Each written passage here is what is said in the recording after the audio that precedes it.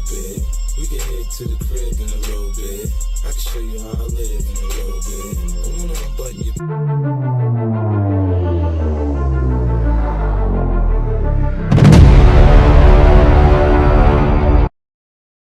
This is 2016 BMW X1.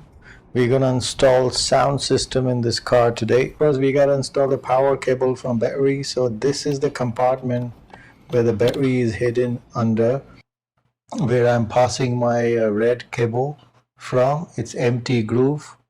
So I have connected it. I've also connected it in a way that my car's Android Auto is also functional, so I can change tracks and everything. So it's a complete hybrid home theater installed in the car. So my inverter is also remotely operated. I can turn it on and off remotely, and this is pretty much doing the best thing for me. I don't have to go back to my trunk each time. I just wirelessly remotely turn on the inverter.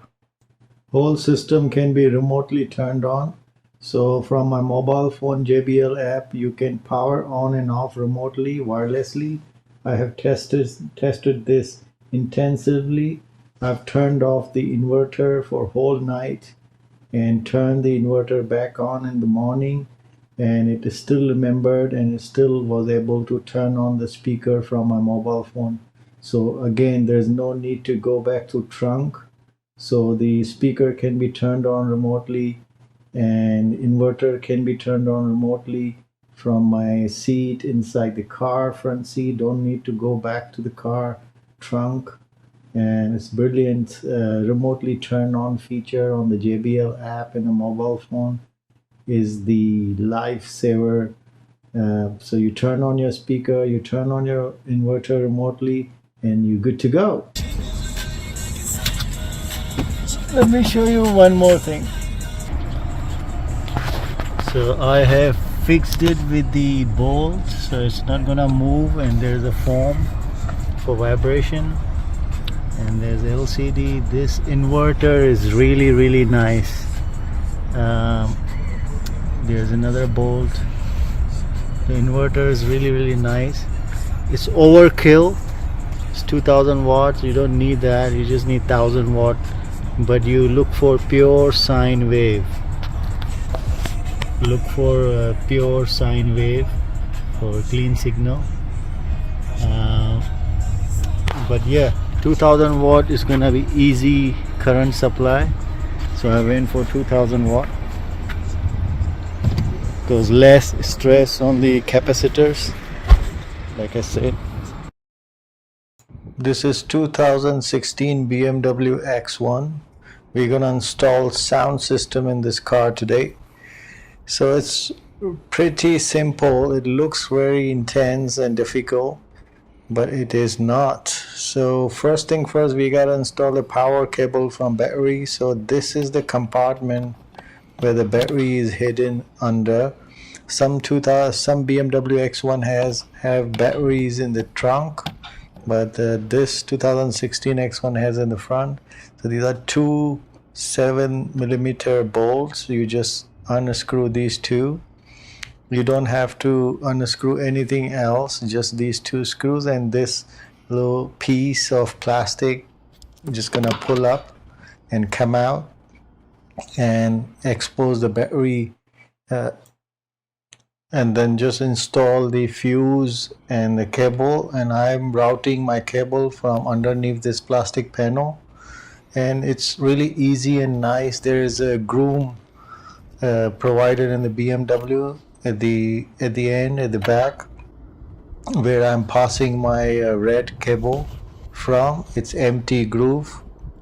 It has rubber. You just cut the rubber and just pass the cable and just route it from there straight into the cable, and this will bring your red. This is gauge 4 gauge cable I've installed. It's thick enough, big enough, but this groove is really nice. I have some extra cable hanging in there. Just need to tidy this up a little bit, but there's enough room. You can just put your cable down there and it will come straight into the car cabin. And it was really easy and pretty straightforward. You just need something to some thin hands, like slim hands, to just reach out in there from the bonnet area, engine compartment.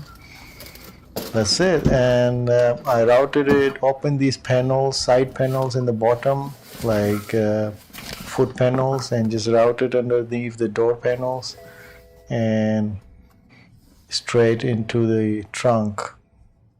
That's it. Awesome, easy, straightforward. So here we have installed a inverter because I'm using home theater. I'm using JBL Partybox 710 in my car. I've installed 2000 watts power inverter, and it is pretty much overkill because the sound system just needs 1000 watt is enough, but I've installed 2000 watt just to be safe and just to have enough capacity for power wise, so it can just perform at ease and does not overheat.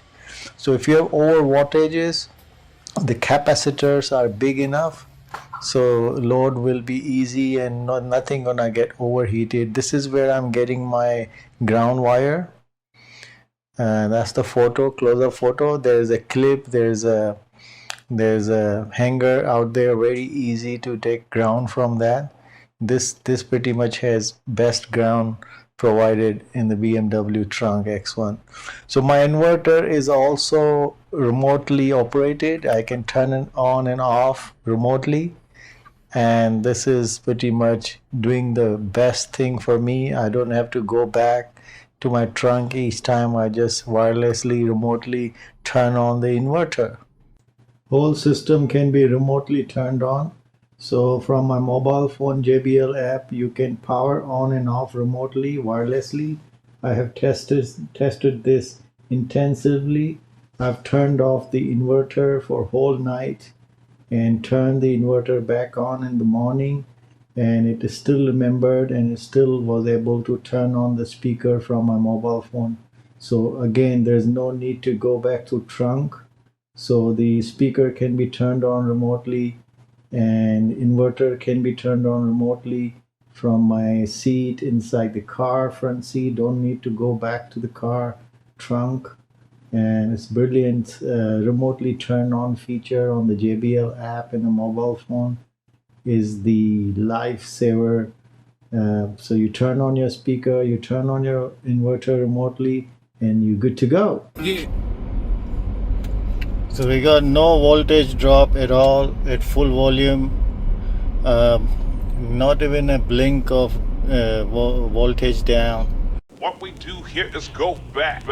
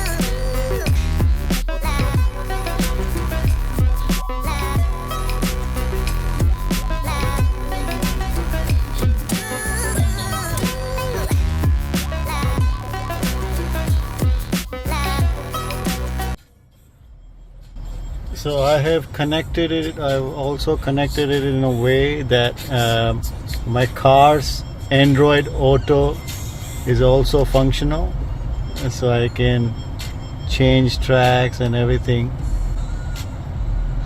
So it's a complete hybrid home theater installed in the car.